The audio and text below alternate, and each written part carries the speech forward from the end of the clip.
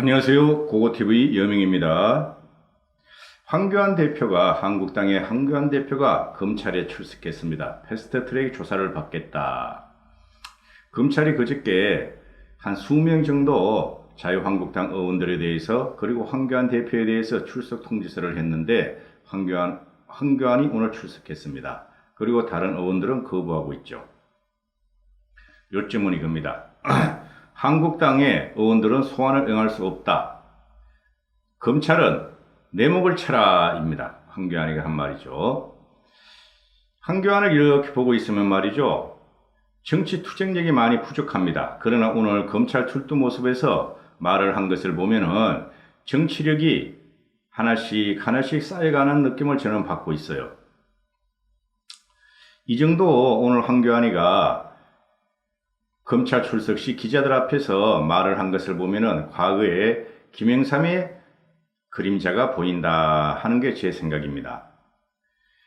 지금 현재 뭐가 문제냐면은 황교안이나 자유한국당이나 나경원이나 나름대로의 투쟁력을 끌어올려서 저항을 하고 있고 문재인 정권과 싸우고 있죠. 그러나 문재인 정권은 이종이고 변종입니다.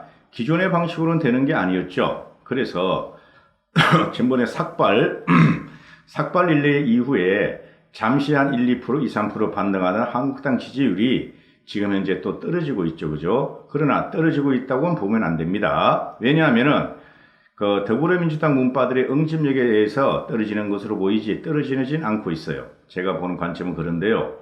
그런데 이 패스트트랙 문제가 언젠가는 검찰이 들고 나올 것이다 하고 우린 예상을 했었죠. 저는 조국이 사태가 어느 정도 진정된 다음에 조국이를 집어넣고 시작할 줄 알았는데 하도 그냥 청와대 문재인이 하고 문파들이 지랄을 하니까 이게 좀 빨리 시작한 느낌을 받는데요. 제 생각은 이렇습니다. 황교안 대표뿐만 아니라 모든 한국당 의원이 검찰 조사에 응해서 저항하고 투쟁하는 모습을 보여줘야 된다 하는 겁니다. 이게 대법원까지 가면 말이죠. 1년, 2년 걸릴 사건입니다. 이것도 6개월 만에 안 끝나요. 그러면 내년 총선이 지나고 그때 가서 이야기가 될 수 있겠죠. 권력의 힘은 막강하고 권력 누수는 순식간에 없어집니다. 순식간에 나타납니다. 지금 문재인은 권력 누수 현상에 들어갔고 잘만 하면은 한국당이 계획을 하고 인적 쇄신을 하면은 한국당의 압승의 결과가 나타날 수가 있어요. 지금 뜬금없이 말이야 몇몇 언론에서는 안철수가 예언한 3가지 그런 거. 안철수가 등판한다. 쓸데없는 소리. 안철수가 등판을 하게 되면 말이죠. 유승민하고 합해가지고 제3신당을 차린다 해서 절대 대권을 못 뽑습니다. 다 뭉쳐야 돼요. 다 뭉치지 않으면 다 죽습니다. 다시 문재인 정권이 재집권이 가능하고 정권 재창출이 가능하는 것은 누구나 알고 있어요. 근데 언론들이 이게 쓰레기들.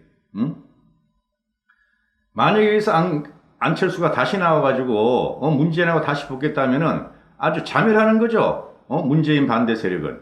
결국엔 다 합쳐야 돼요. 그리고 친박과 비박도 결국엔 다 합쳐야 됩니다. 친박, 비박 할 거 없이 인적 쇄신을 해야 돼요. 자. 그리고 이 패스트 트랙이 뭡니까?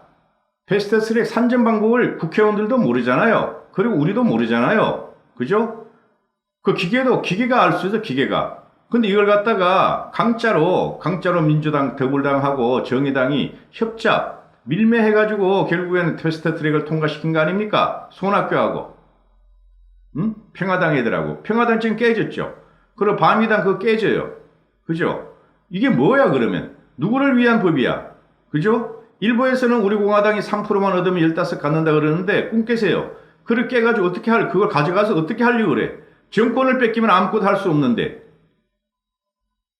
그렇잖아요. 정권이라는 게 2가지가 있죠. 국회 권력하고 행정부 권력, 대통령 권력이 있는데, 이게 갈라치게 해버리면은, 더불당하고 정의당 예합해버리면은 그쪽이 더 많이 가져가죠. 이쪽에서 많이 가져가는 어디서 그런 이야기를 들었는지 모르겠어. 저는 진짜, 우파 유튜브 방송도 제대로 보셔야 돼요. 표가 찢어지는 거예요. 일단은 표가 찢어지는데 우공당, 한국당, 바미당 이렇게 해가지고 바미당에 유승민 계가 해가지고 과반을 확보하면 될 거 아니야. 도대체 그런 계산이 어디서 나왔냐고. 더불당 쪽 애들이 지금 우리가 상대하는 이 더불당 쪽하고 청와대 쪽은 말이죠. 우리의 상상을 초월하는 세력이라니까? 그거 되지도 않는 소리예요. 만약에 그렇게 된다 그래서 150석 가져오면 뭐해? 가져오면 뭐예요? 우리가 목표로 해야 될 게 200석입니다. 200석. 그래가지고 여야 1대1로 붙어가지고 더불당가를 갖다가 싹 쓸어버려야 된다는 전략으로 가야지. 뭐 여기서 조금 가지고 저기서 조금 가지고 저기서 조금 가지고 나서 패스트 트랙에서 주력이 죽으면은 쫄다고 2중대 3중대는 힘을 못 써요. 자, 이런 게 패스트 트랙인데 누구도 계산을 할 수가 없어. 예측을 할 수가 없어. 근데 이걸 패스트 트랙을 하겠다고 정의당과 야합한 게 더불당 아니야. 청와대하고. 그러니까 당연히 정하고 들어놓고 그래야지. 그럼 그걸 갖다 그냥 통과시켜? 국회의사당에서 지금 저항을 한 것은 말이죠. 이거 법으로 처리한다고 덤벼들었는데 헌정 역사상 60년, 70년 동안 이런 게 한 번도 없었어. 한 번도 경험하지 못한 걸 우리는 문재인에 의해서 경험하고 있죠. 그러니까 이게 야바이꾼이라니까? 이 정권이 야바이 정권이라니까요? 황교안의 말을 일단은 좀 옮겨드릴게요. 투쟁은 문희상, 더불당 또는 그 2중대, 3중대의 불법적 패스트트랙 태우기에서 비롯됐다. 그렇잖아. 밤이당 그거 봐봐. 5시 안에 쫓아내버리고 이상한 놈 집어넣어가지고. 그렇지 않습니까? 그리고 정의당 같은 것들은 무조건 저희가 더불당에 붙어가지고 말이지 쎄쎄쎄 해가지고 어석을 갖다가 갖고 싶은 욕심으로 지들도 계산할 줄 모른다잖아. 심상정의가 그렇게 한 거 아니야. 이게 불법적인 게 뭐야? 불법적이지 뭐야? 국회의원 수를 어떻게 당선돼 시키고 어떻게 배정되는 것도 지들도 모르는 것이 어떻게 이게 합법적이 될 수 있습니까? 황교안 말을 소개시켜 드릴게요. 이 패스트트랙에 의한 법원 상정은 불법이었다.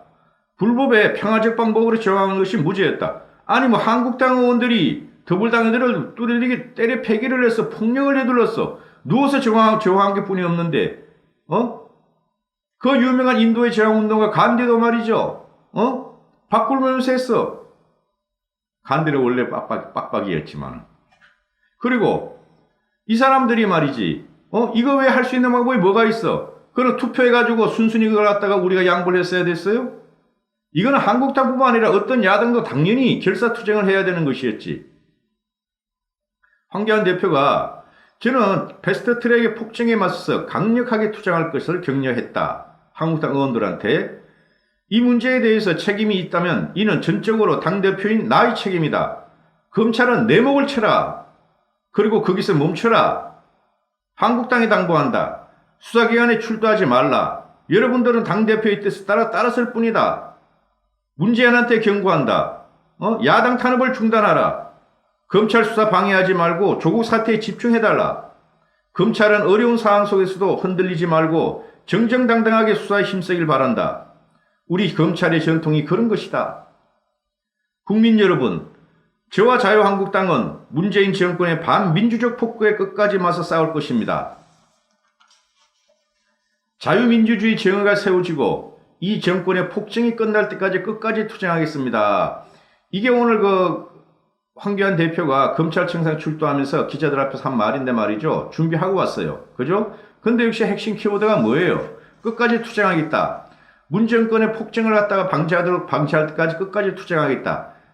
이 말의 함의적인 것은 문재인 정권을 인정하지 않는다. 문재인 정권의 퇴진을 갖다가 자기는 원한다. 이런 말이 숨어 있죠. 그죠? 내 목을 쳐라. 치긴 뭘 쳐? 검찰이 칠 수 있을 것 같아요? 문재인이가 황교안의 목을 칠 수 있을 것 같아요? 절대 못 칩니다. 이게 말이야, 댓글을 읽어보면은, 문바들이 말이야, 쓰레기같이 그 댓글을 다는데, 황교안 하면서, 또 우파들도 또 황교안이라 그래. 우공당 사람들을 보면은. 그러면 안 돼요. 같은 뿌리예요, 같은 뿌리. 대한민국 건국 세력이란 말이에요. 그리고, 이게 아주 입에 담지 못할 욕을 갖다가 댓글에 다는데 말이죠. 그러면 안 됩니다.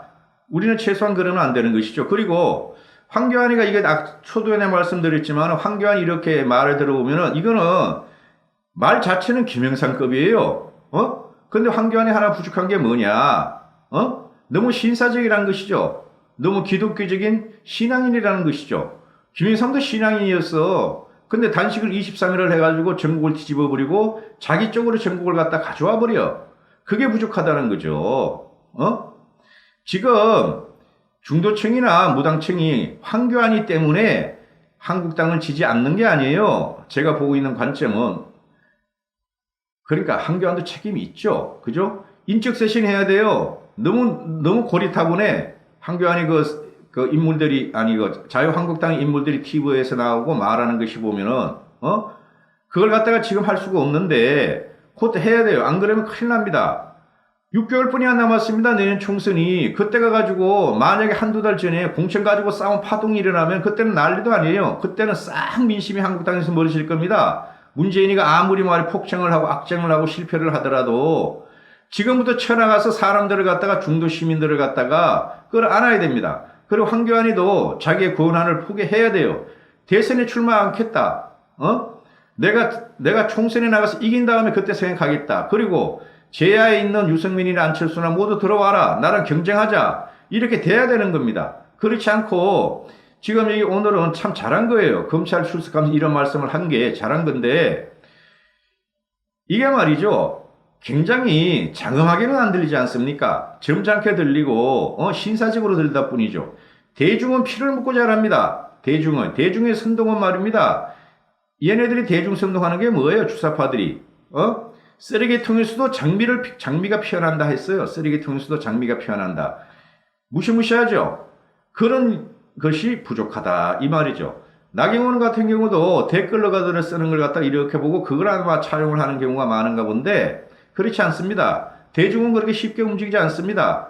한쪽에서 폭정이 있어. 문재인이라는 폭정이 있어. 독재자가 있어. 그럼 이쪽에서는 그걸 더 맞받아칠 수 있는 능력자를 원해요. 감사합니다. 보고TV 여명이었습니다. 이까지 하겠습니다.